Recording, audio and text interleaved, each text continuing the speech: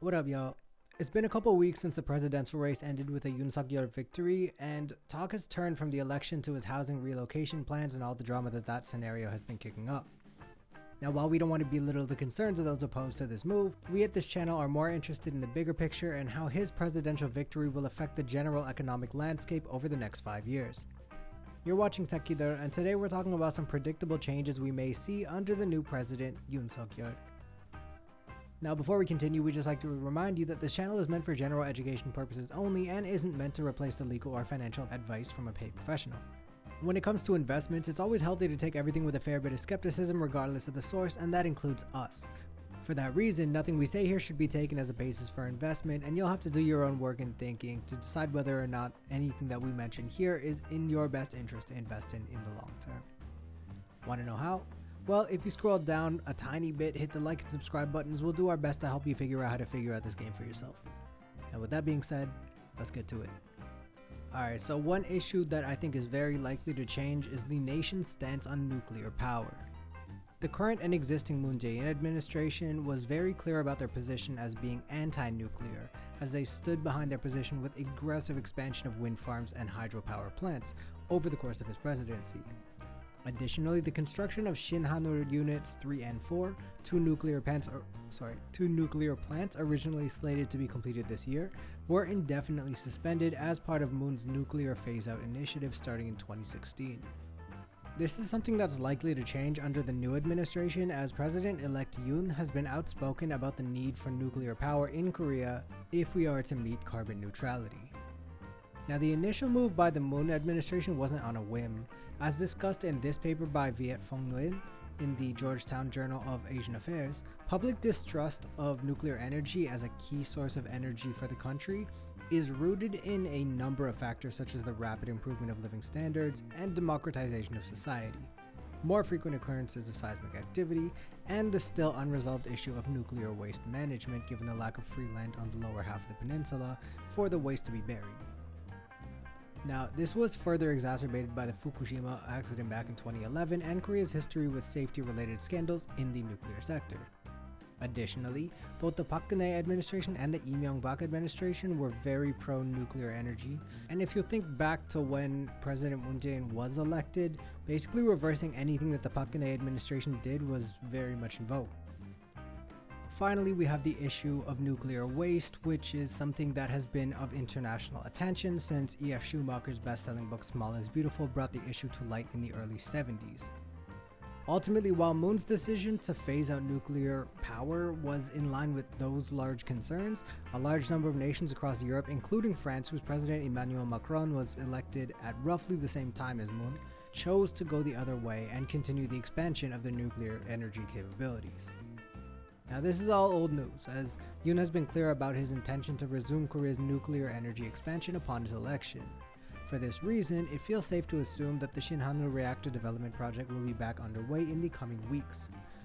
Related companies to this development are KEPCO, who sustained egregious losses on the back of rising oil prices and early decisions to continue delaying the application of previously planned energy pricing adjustments. Additionally, Korea Hydro and Nuclear Power, which is wholly owned by KEPCO, and KEPCO KPS, will also see effects from the nuclear program recommencement, I can't speak today. Anyway, it's a fairly common argument to be had whether nuclear power's ability to contribute to carbon neutrality outweighs the potential risks of power plant and waste pollutants. So, if you have an opinion on this, please let us know in the comment section below. Next on the menu for the president-elect is the deregulation of, well, a bunch of stuff. For investors in crypto, this should interest you as Yoon promised to make cryptocurrency income tax exemptions align with those of the stock market. See, at present, in the stock market, there's a tax exemption for all income made below 50 million won. Conversely, regulations in the crypto sector that are supposed to kick in January of next year that were set by the Moon administration set that threshold at a mere 2.5 million won. Now, another point of deregulation that many are speculating about has to do with trade and labor unions, with whom President-elect Yoon has historically been hostile towards. His labor policies, or lack thereof, are also a worrying aspect for the Korean Confederation of Trade Unions, though lower regulations and decreased support for labor tends to bode well for shareholders, as it means that the companies behind their holdings can expend less capital, making sure their workers' rights are honored and protected and whatnot. In any case, this excerpt from the Korea Herald on Wednesday, March 29th on Yoon's meeting with business leaders reads, "The ruling party is against amending two laws Yoon sees as contentious.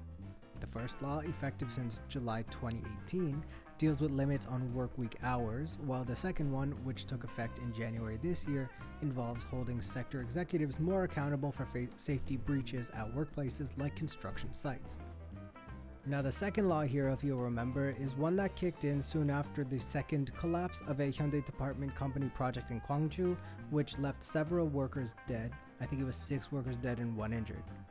Additionally, as of the 29th of March, HDC faces a potential loss of its construction license as a result of these incidents, and the second law, which kicked in January, seeks to punish executives for safety accidents that occur on work sites. Now, speaking of construction, I'm just going to skip ahead to another point of deregulation that many expect to be a key change in the Yoon administration, and that is the deregulation of the reconstruction market.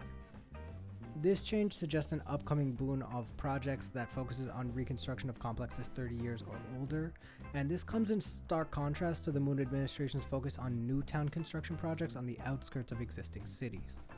It also comes at a time where undersubscribed sites on the edges of the provinces surrounding Seoul have reflected a weakening market for real estate on those outskirts of major metropolitan areas. Additionally, while this may mean a boon for major apartment and housing developers in terms of orders, their profitability in the short to mid-term are likely to be undercut by external factors such as the continued strained supply lines, which are 3 words that I'm really tired of thinking about at this point, and the cost of raw materials like steel and oil and sand even. I mean, inflation is kind of affecting everybody right now, and that includes companies that stand to benefit from an increase in reconstruction projects. Now, finally, one question that doesn't seem to have any hints towards the direction the new admin will take has to do with chaebol reform. That is, changes by the government that directly challenge the power of family-run conglomerates. As mentioned, Yoon has been clear about his stance towards labor regulation and regulation in general, which should bode well for conglomerates, but it's difficult to ignore his past as a prosecutor known as the Grim Reaper of chaebols. It was he who, in 2017, pushed the issue about detaining Samsung Electronics vice chairman on bribery charges, which eventually led to his imprisonment, and he also took down the chairman of SK Group in 2012 and Hyundai Motor in 2006 on embezzlement charges. So even if his administration may appear friendly towards chaebols, whether or not the feeling will be reciprocated is a completely different issue. Finally, the last thing that I want to mention here is that due to the razor-thin margin of his victory, the Yoon administration will be leading a minority government, with the current Democratic Party maintaining 60% of the seats in the National Assembly on the day that the new president is sworn in. Thus, it may be difficult for the Yoon administration to make any sweeping changes off the bat, as is commonly the case in Korean politics. And with that, I hope we've covered enough to help you understand where we may be headed in the next few months as the transition of power brings the country firmly back to the right side of the political spectrum. I know a lot of people have thoughts about the direction of our economy and the politics of this country, and if you want to share them down low, feel free to. If you want to stay out of it, I don't fault you either. Alright fam, take it easy, we'll catch you in a bit. Peace.